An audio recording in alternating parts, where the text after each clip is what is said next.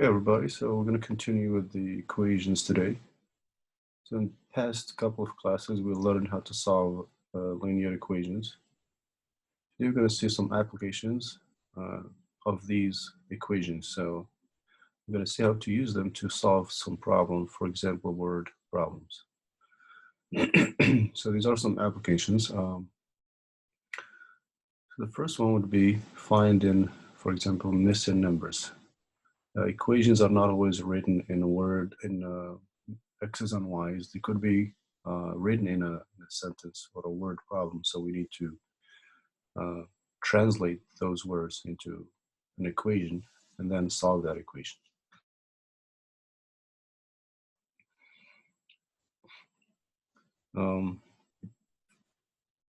Okay, so let's make that the first application. So finding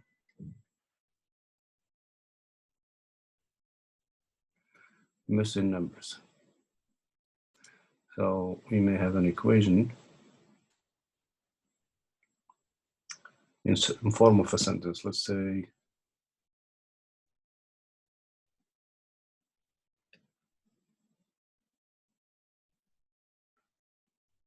so twice a number increased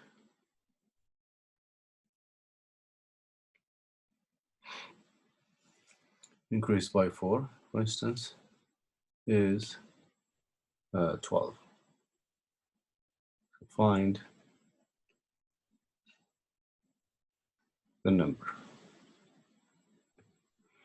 Okay, so that's an example of a word problem that we're going to use an equation to solve.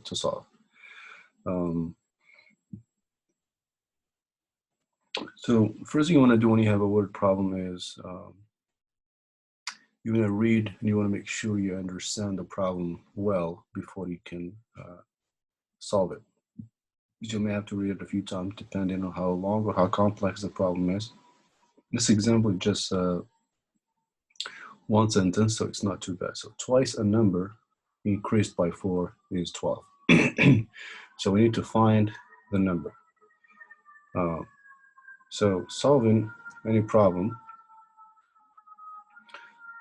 involves a few steps. So we're going to call the problem solving strategy. So this involves a few steps.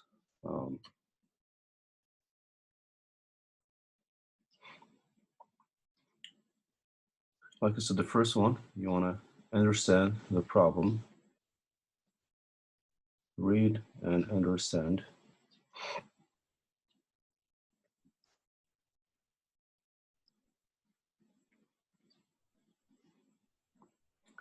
Okay, once you do that, so twice a number, so we're looking for a number that we don't know. Twice that number, when increased by 5, is 12. You want to find that number. So you want to understand every word, especially the keywords, for example, increase or twice. We want to understand those and label them. Okay, so you want to understand and label those keywords, especially the variables.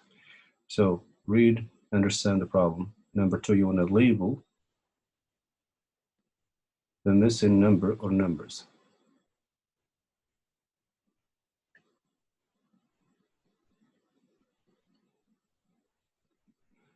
Okay, so for this problem, twice a number, so we don't know what this number is.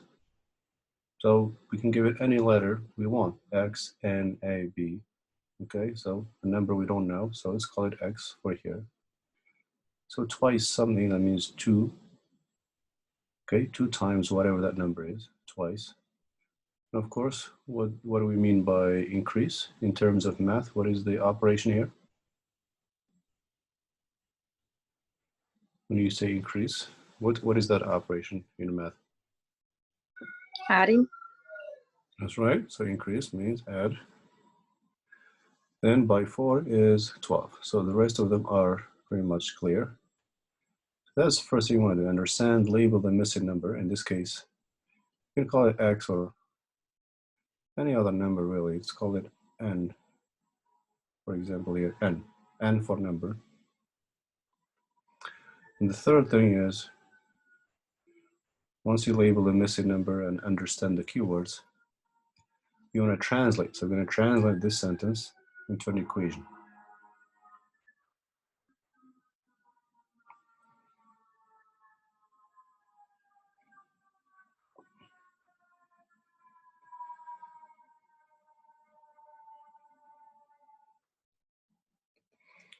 Here we're going to translate this problem here into an equation. So twice a number just means 2 times that number increased by 4. Then we have is. What does is translate to in an equation? So twice a number increased by 4 is 12. What is the symbol, the equivalent symbol of is in a mathematical equation? Equals 12. That's right. So is equivalent to 12. Is equivalent to equal 12. That's right. So we're going to write our equation now. So 2 times n, twice n, increased by 4 is, which translates to equal sign 12. That's the third step. And the fourth step is basically to solve this equation. So once we solve the equation, okay, that's our fourth step. So let's take this and solve it. So we did this extensively in the past 2 classes. All right, so we want to solve this. Where do you start from? We want to solve this. We want to find n. What's the first thing you do in this equation to solve it?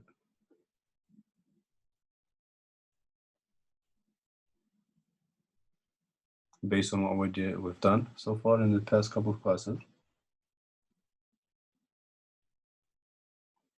So we're going to subtract the 4. Subtract the 4 from both sides. End up with 2n and 8 here. And then you divide by 2, so n is 4. So that's the number we're looking for here. N is 4. Well, at least until we check it. So the fifth step, you want to solve your equation, find the missing number. So that's the missing number. And one final step, step number 5, we need to check and see if this works. Okay, check.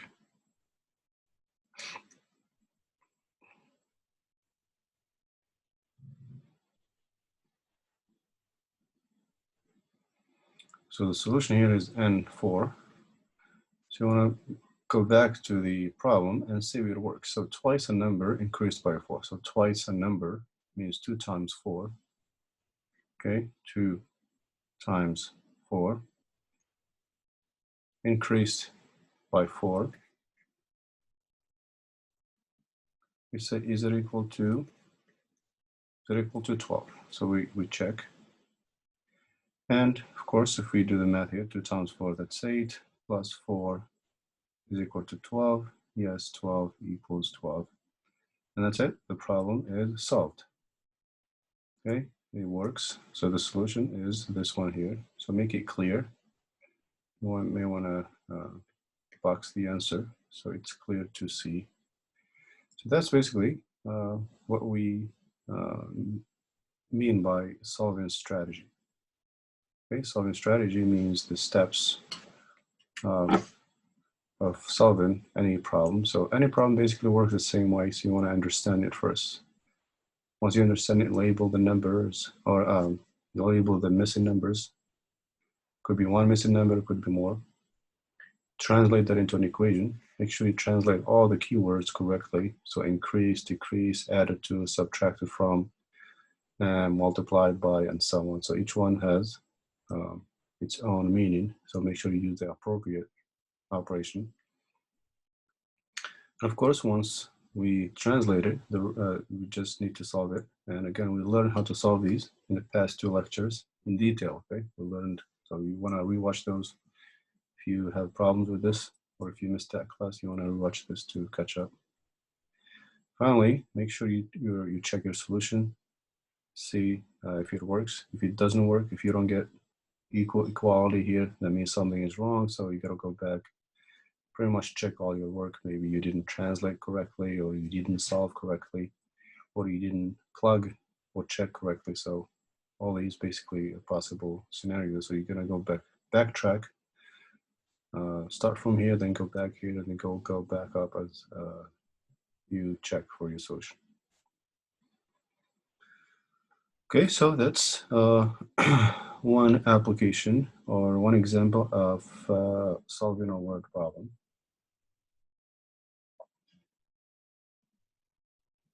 Any questions about this problem here before we do another one, everybody?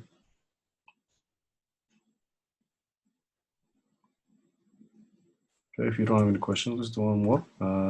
Another word problem, let's say. So say 3 times.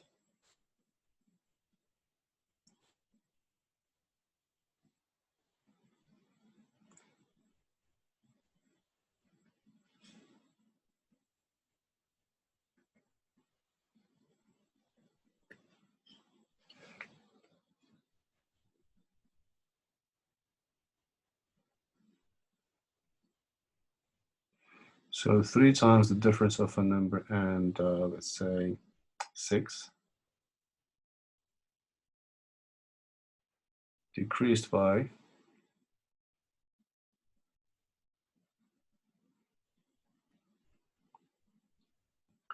let's say 9 is 12 or 18, doesn't matter, 18. Find the number.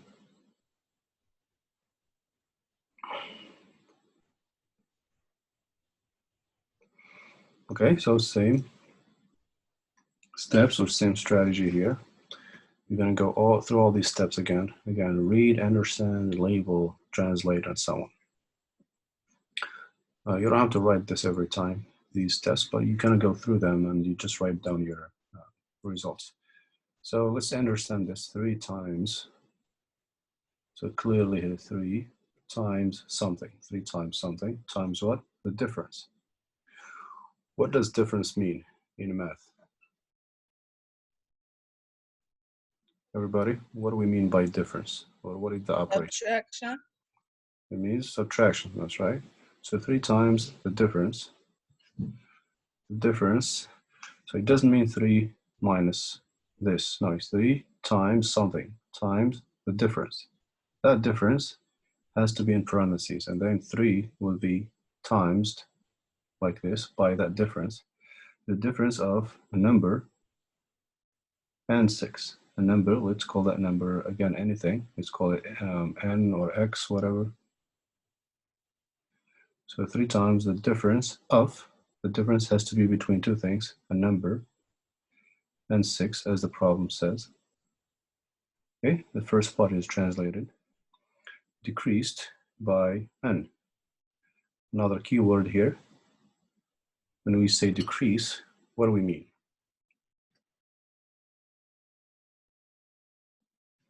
Decreased is the opposite of increase. So we used increase here, which is plus. So decrease is to basically subtract or lower something. So the operation is minus. By 9 is, again, means equal 18. Okay, so that's basically the first and second step. So we understood the problem. We labeled all the keywords and the number. Next, we're going to translate it. So again, 3 times the difference. So it's not 3 minus. Notice that I did not say 3 minus something. So 3 times the difference. So difference or sum or whatever, it has to be in parentheses. Difference is between two numbers at least. So number and 6. One of the numbers is unknown. That's what we're looking for. And 6. And this symbol is because we're doing subtraction. It's because it's a difference. and a number and 6 decreased by 9, so minus 9 is, again we said is translates to equal sign, is 18. Find the number.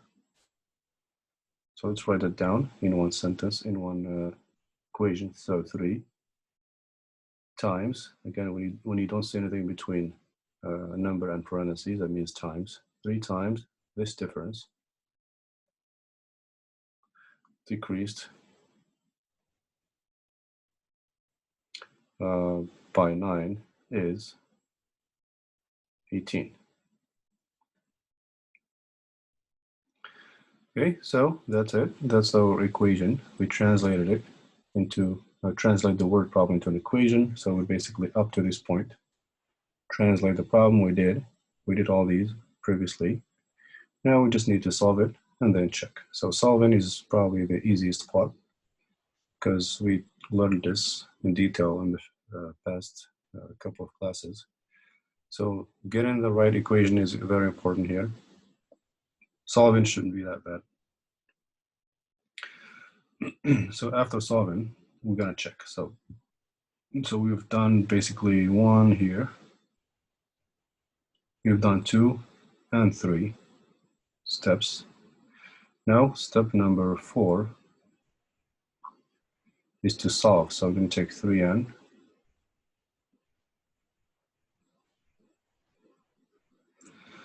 All right, so recall what we did last time with solving the equations. And let's see, what do we do now? What do we do first to solve this equation to find the missing number n? What is the first step?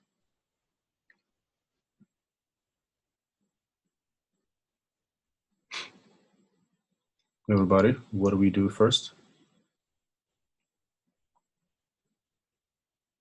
We've talked about this in detail in the past 2 classes. Is that a parentheses after the 3? Mm-hmm. That's right. So you distributed 3n Yeah, minus 18. That's right. So the first thing you want to do is distribute or clear the parentheses. That's right, 3n minus 18. Bring down the negative 9 and the 18. Okay, now we combine like terms. So 3n stays here. 9. Say that again.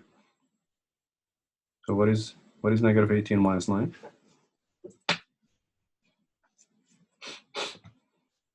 So we keep the same. 9. 20. 25 you said? I heard someone. Repeat that, please. We combine these two, so negative and negative stay the same. We add these two. Negative 27. That's right, 27. Bring the 18 down. All right, and what happens next? What cancels next? Divide the 3. Before the, you can do that first, probably, but maybe it's better. Let's cancel this one out first by adding it, so the opposite. Add 27 to both sides. That's right. That cancels the 27, so we add 3n. And here we're going to add these two, so it would be, what is it, 45. Mm-hmm, 45. Finally. You divide it by 3. Right, divide by 3, so n is 15, it's 15, that's right. 45 by 3 is 15. That's our solution, but one last thing is just to check it. One last step here, check the solution. And when you check it, you may want to check it here in the original problem, not against this one. This might not be correct because you came up with this, thus this may not be accurate. So you want to go to the original problem and see if it checks out. So number 5. So 3 times a number, 3 times the difference of a number and 6. The number so far, we think it's 15. Let's see if it works. Minus 6. Decreased by 9 is 18. We don't know yet, so we say, is it equal to 18? We're about to find out. and simplify. So we're going to simplify both sides. So now we just have numbers. We don't have x. So we're going to use the order of operations here. So where do you start from to simplify this left side? What do you do first here, according to the order of operations? We're going to use PEMDAS. So where do you start from? We just want to simplify this side and see if it's equal to 18. P stands for, what does P stand for? Exponent. No, not exponent. Another Parentheses. Parentheses. Parentheses. parentheses. So P stands for parentheses. So we're going to evaluate this first. 15, take away 6. That would be 9. Bring down everything else. After the parentheses, the exponents. We don't have any exponents, then we go to multiplication, which we have here. So 3 times 9 is 27.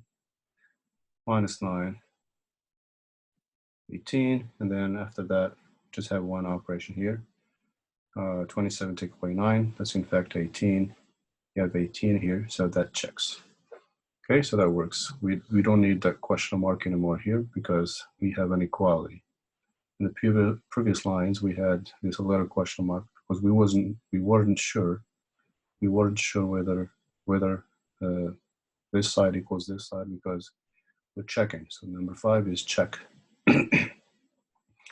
Once we check, now this is, we can take this as a solution. So our solution is make sure you make it clear where the solution is. So the solution to this problem here is N50. So that depends. The equation depends on the word problem. Could be more numbers in parentheses here, maybe numbers on the other side or not. So just need to read the problem. Like I said, the solving strategy is here. Each problem has its own equation, its own words and symbols, so there is no one formula for all. So you need to read it first, understand it, translate it correctly, and solve it. Of course, check it at the end once you get your solution. So that's basically a couple of applications of linear equations. So we learn these equations for a reason. We learn them so we can apply them to solve some real world and word problems. And these are a couple of them. Problems in real life are not always written in math symbols like this. We write them down in words first, and we question things, and then we try to translate them into equations to systematically or scientifically solve them. Okay, so that was find and missing numbers. Let's see if we can do another application here.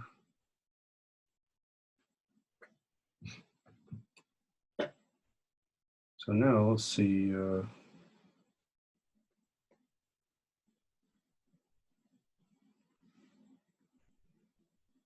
Another application. So find and missing numbers. Another one's called find in the sum.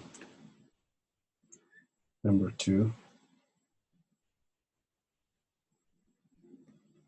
Find in the sum of some quantities.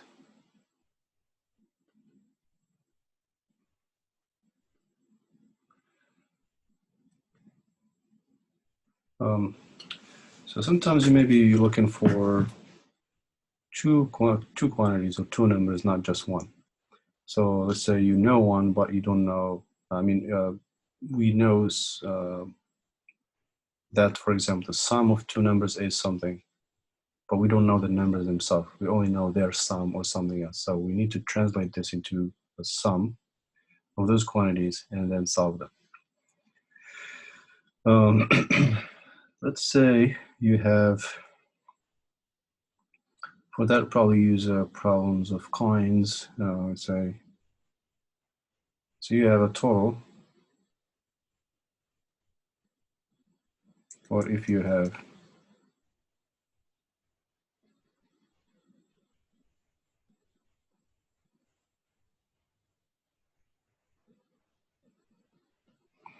let's say maybe 15 coins.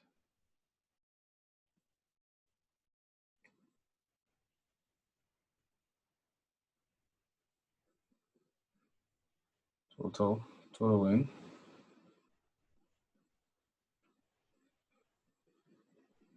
So those 15 coins maybe have, let's say, let me do a little math. So, okay, maybe 10 of them. Okay. Yeah, maybe $3 altogether, or 300 cents. $3, which is 300 cents.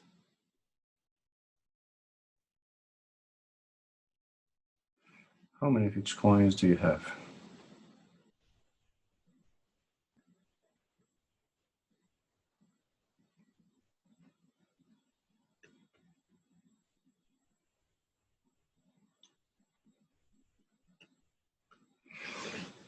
Okay, so this is one of those problems when you have two quantities. Okay, and we need to find both numbers, but one of them is related to the other. So if you find one, we can easily find the other one. That's one of these problems here.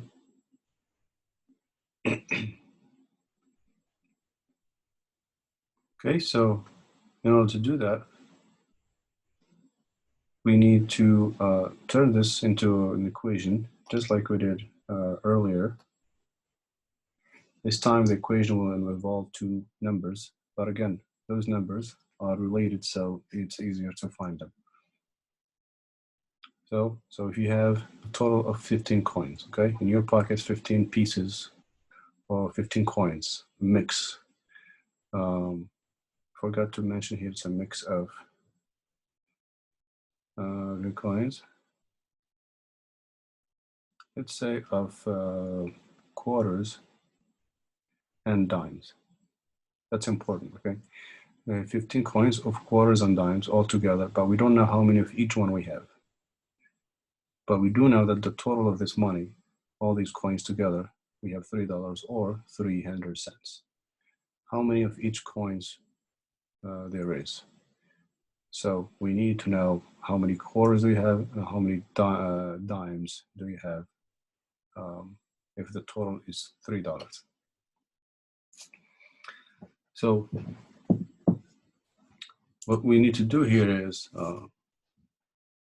we're going to turn, like before, we're going to turn this problem into an equation. So first we need to know the quarters and dimes. So quarters, a quarter has how many cents again? 1 quarter is, in cents, would be 25 cents, right? How many cents are in a dime?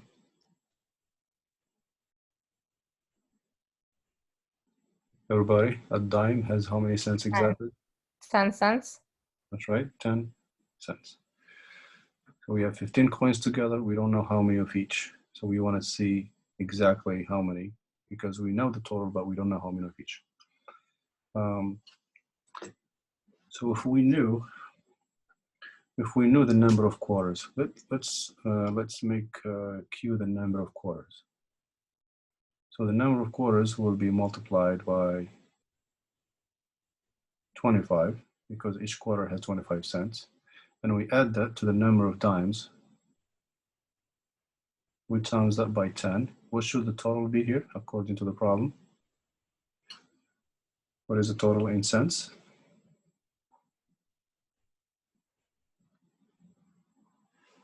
The total in cents here is $300, 300 cents. If you want to use dollars, then you would use 0.25 here and 0.10. and use 3 here. But since we're using cents, 25 here, 10 here, so the total should also be expressed in cents. All these are in cents. If you want to use dollars, you got to convert all of them into dollars. And we're almost there now. So whatever the number of quarters is, we times that by 25. Whatever the number of dimes by 10, this total should be 300. So this is basically 25Q plus D times 10 is 10D is 300. The problem here, we have two unknowns. You have Q and D. So far, we learned how to solve equations with one only, not two. Either Q, either X or Y or A or N by itself, like here. But with two, we don't know yet. So we're going to try to get rid of one in order to solve this. So we know that the sum of the two here, Q plus D. What is the total here? How many coins do we have in total? Q plus D according to the problem. The number of coins, not the total. The total of money is 300, but how many coins together? We have 15. Okay, so we're going to try to eliminate one of these so we could have only one left to solve for. So here we can get, for example, let's get Q by itself. Okay, let's get Q by itself. So we can subtract D. These cancel out, so Q is 15 minus D. The reason we did that is because now we can replace this Q, we can replace it with 15 minus D. That way the equation will have only one variable or one unknown, Q or D, instead of both of them. At this point, we're not sure. So we need to solve these. We need to replace. So 25. I'm going to take this Q and we're going to replace it here. So it's going to be 25 times Q. Q is equal to 15 minus D, because the sum of the coins is 15. If we know one, we can find the other. So Q is 15 minus whatever the number of dimes are or is. So that's D here. Okay, so the Q goes here plus D, 10D. Now, as you can see, we have one equation here with only one unknown, D and D, instead of two.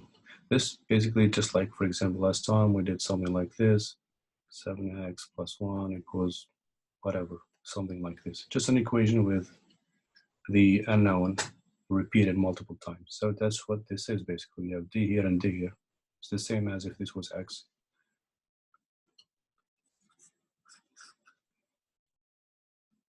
And once we get that equation here, we just need to solve this for basically D. If we find the number of dimes, we can find the number of coins. We know that their total is 15 coins together. If we know one, we can easily find the other. So let's solve this to find D. So this, just like we did here, you see we distributed and we combined. That's basically what we're going to do here. We're going to distribute and combine like terms. So 25 times 15 first. That would be 375.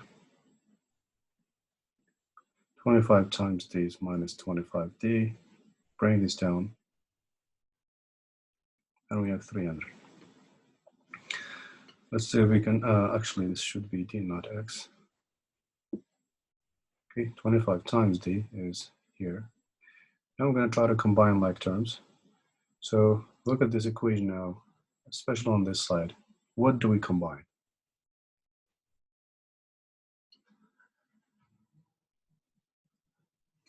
Everybody, what do we need to combine here? Or how do you simplify this left side?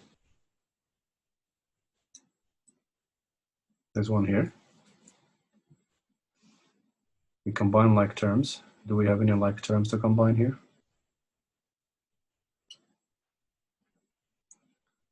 Looks like these are the same. They both have D. So we can combine them. So we can say 375 and negative 25 plus 10. I mean, negative 25 plus 10. The sign of the higher is negative. The difference is 15, D, and 300. Okay, so just again, we're doing the same thing we're doing here. We did over here earlier. And so we were looking for D, so we want this to stay here. So let's cancel this one, negative 75 on both sides. So these cancel, end up with negative 15 D here. And here we have the sign of the highest, or the higher, and the difference of these two is 75. One final step to find D is to divide by negative 15. Negative 15.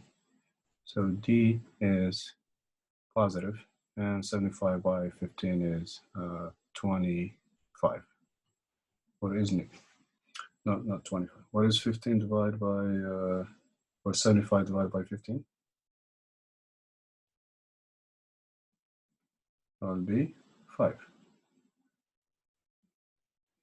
So all this just to find the number of dimes. No, this is the number of dimes. What is the number of the coins based on the problem? Everybody look at the problem here. If we have the number of dimes, what is the number of the coins? Everyone, look at the problem here. Especially the first sentence here. Over here we have 15 coins together. 15 coins together. If we have 5 dimes, how many quarters do you have?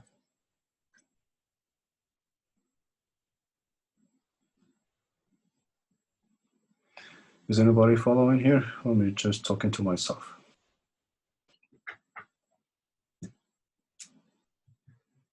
If you have 15 coins together, and you have 5 here, 5 dimes, how many quarters do you have?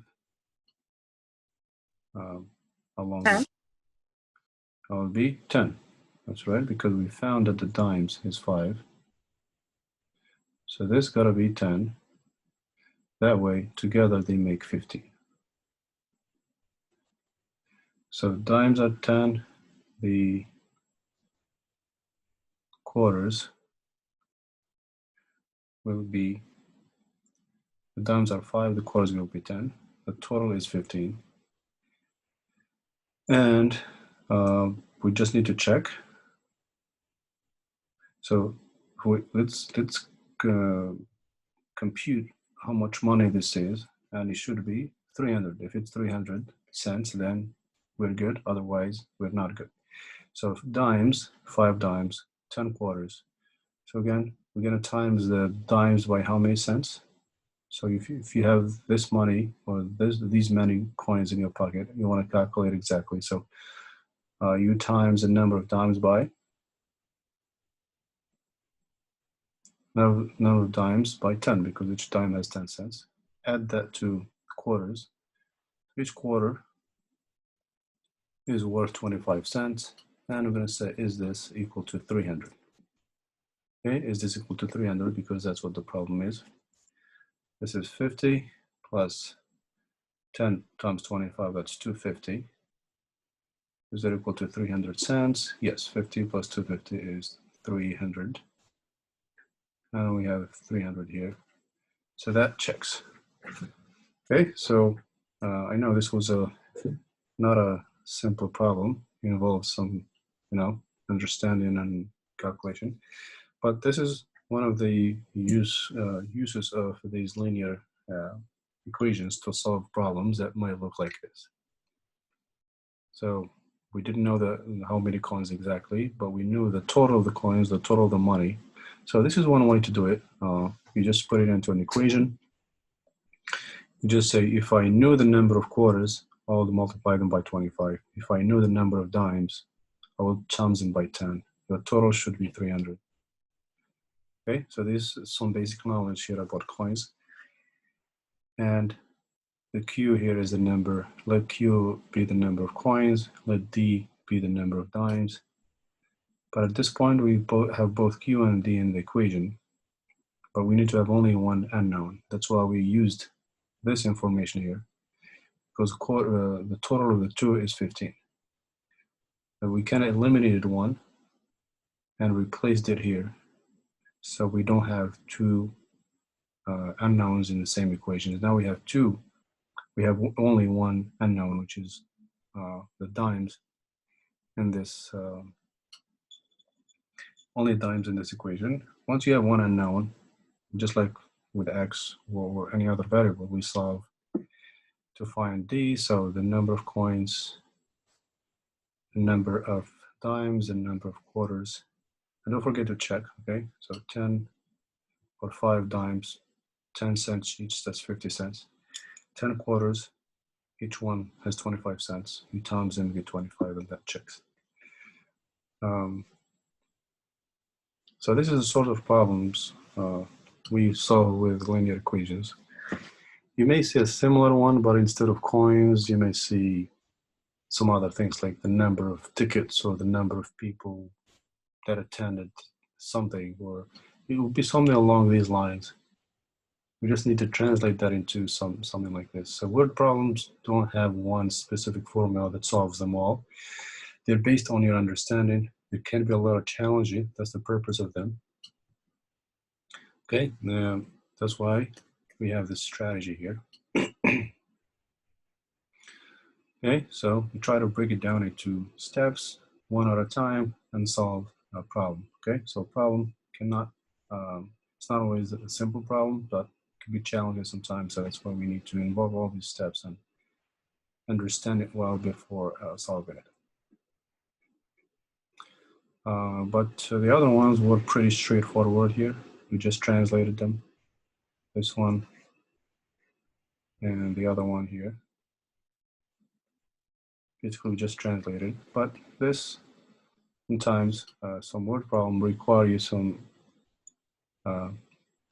basic or background knowledge on some things, and you apply that along with the information given in the problem to solve a word problem. Okay, so in the homework or in the quizzes or exams, you will most likely see something like this. So it won't be that bad. You just have to be careful with the translating it. Okay, something as simple as this. So it's not too bad. The homework may have something like this, but they would also have examples. So if they give you a word problem like this in the book for the homework, they also have a similar problem that they showed previously with different numbers. So you just have to look at the previous problem. If it's not exactly like this, just look at the previous problem in the book. Basically, you change your numbers. So it will give you one example with, for example, 8 and 5 here, and another one with 10 and 4. So you just apply the same formula, basically.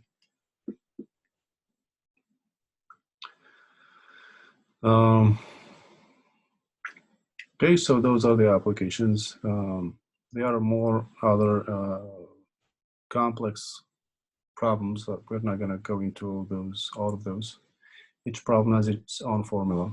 So if you see this in the homework again, just read it a few times. It may not make sense at first, but just go over it a few times. And again, it got to be a similar problem to it in the book. Just look at the two, compare them, and use the exact same steps or formula that they use for any problem.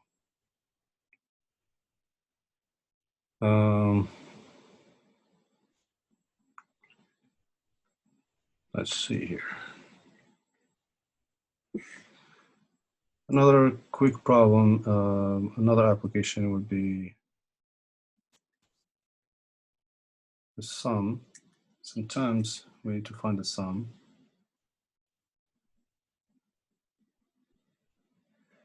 of consecutive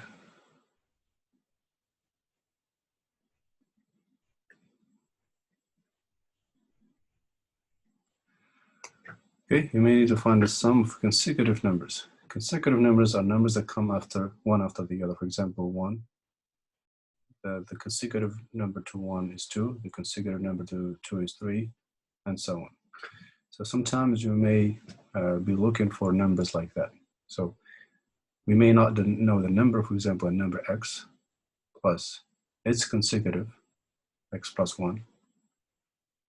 For example, when you go from one number to the other, you just keep adding 1. So if this was some number, the next consecutive number to it will be x plus 1. Whatever this is, plus 1. For example, if this is 8, this would be 8 plus 1, which is 9.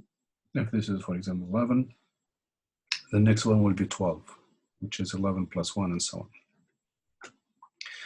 So a problem may give you the sum of two consecutive numbers. Let's say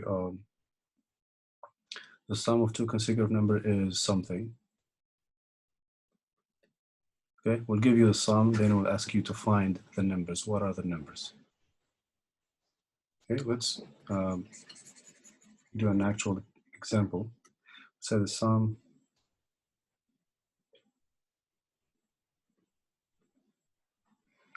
of two consecutive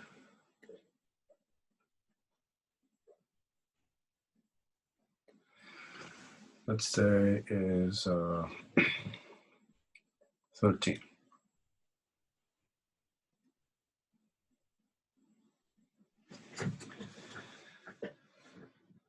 Find the numbers. Okay, this is not too bad. So the sum of two consecutive numbers is 13. What do you think those numbers are? This you may be able to figure out without an equation. 6 and 7. 6 and 7, that's right. That's the answer, because 6, the consecutive to 6 is 7. Basically, this is x. Let's say we didn't know this. So we call this x, then you call this 1. It's going to be whatever x is plus 1.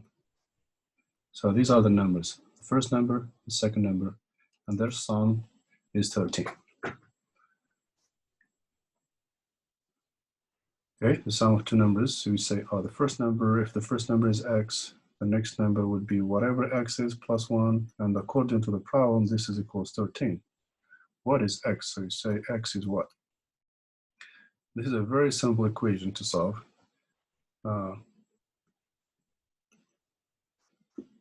Okay, so we're going to solve this same way we solved the equations before. So we could say, we can combine these two first. That's 2x plus 1 and 13. Okay, and then solve. It's not always this simple to find these numbers.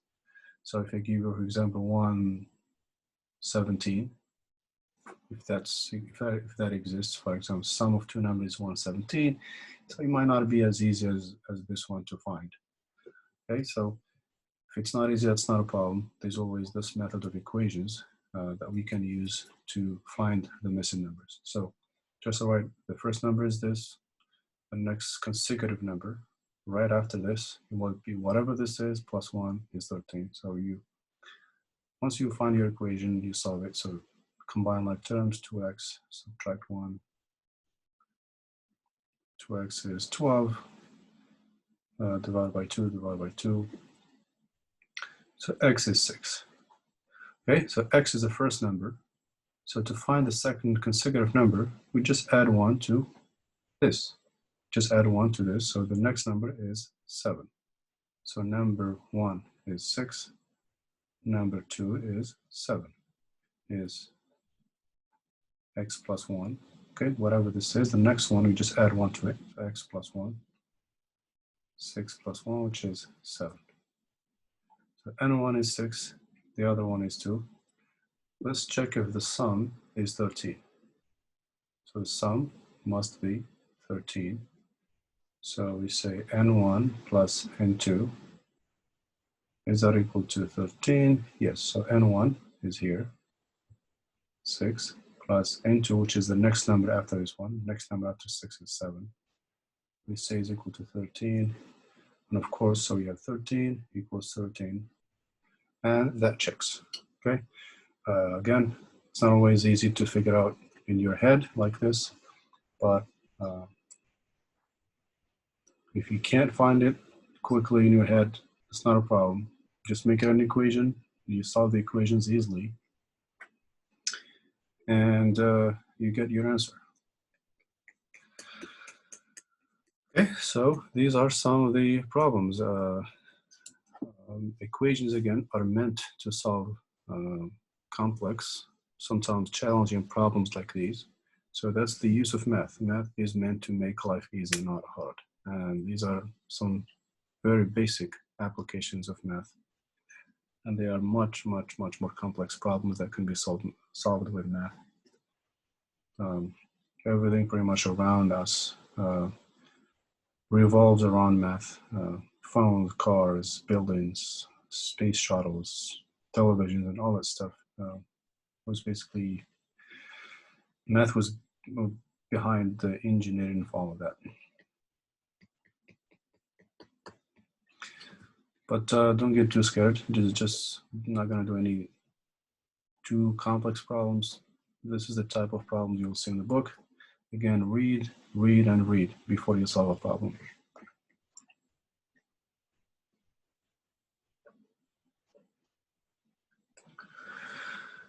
That's pretty much the today's lesson about applying equations. So again, we spoke about equations in the past two classes, how to solve them in detail. Today, we're just doing applications. So first, if you missed those classes, you want to go over those first and make sure you understand equations and how to solve them before you can apply them to solving problems like these.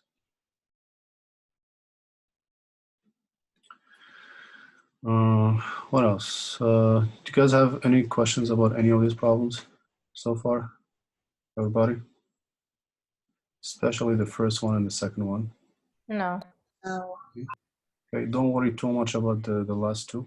I know, especially this one, don't worry too much about it. This one is not that bad. But mostly focus on the first couple of problems. Okay, translate and solve.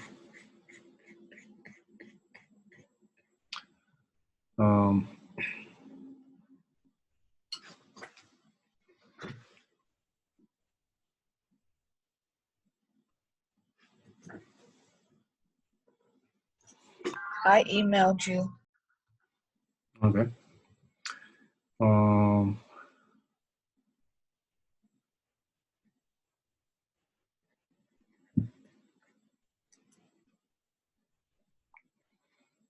I'm gonna give you a couple of problems to do on your own now. And so it's so twice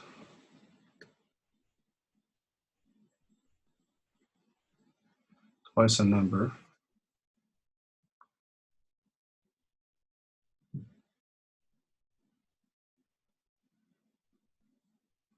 Okay, twice a number added to, let's say, 6.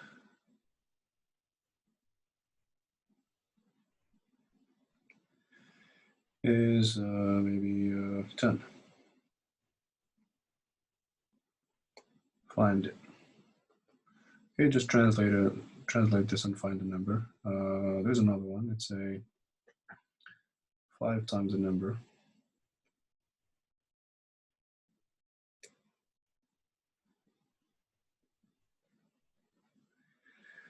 5 times, actually, 5.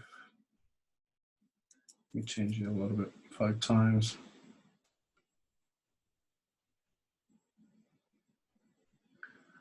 Sum of the number.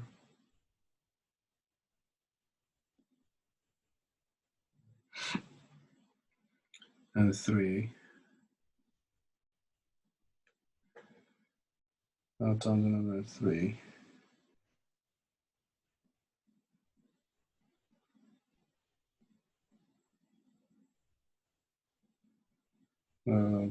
Minus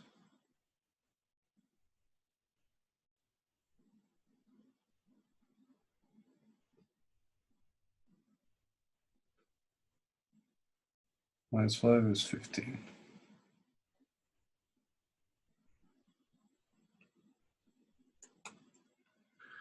Okay, a couple of simple problems here. So translate them, solve them, just like we did earlier. Okay, give you a couple of minutes to do this. Okay, so